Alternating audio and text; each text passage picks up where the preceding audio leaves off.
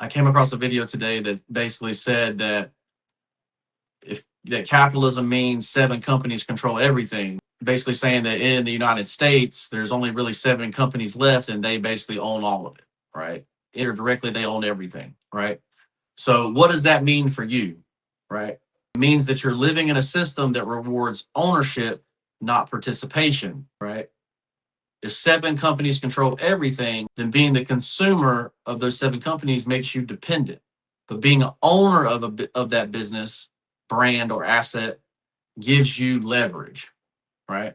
Modern capitalism, participation earns income while ownership builds power, right? What this is basically saying is that you're playing a game and you're playing the game incorrect, right? The game is saying you need to be an owner while you're being a worker or participant, right?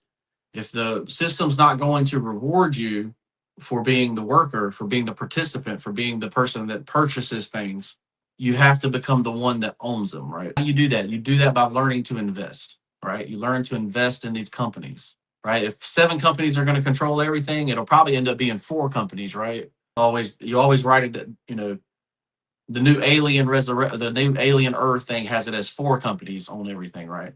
If it ends up down to 4, you just got to choose the right 4 to invest in so that you end up with power, right? What does that mean for you? That means you have to start the habits of investing, right?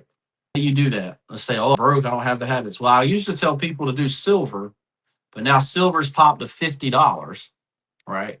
You're gonna have to find something else.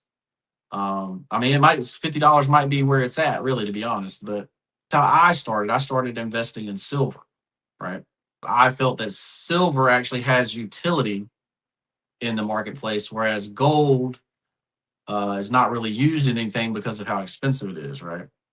What'll be crazy is if you actually find out, because gold is actually, you know, a good metal too, but it'd be crazy if we actually find out that gold is what's required to actually do all the stuff that we like imagine, in science fiction, right? To get to hyperspace, you actually have to have gold to do that, or most expensive technology ever, right? But this is what it means, right? You have to find a way to become an investor, and you become an investor by starting to invest.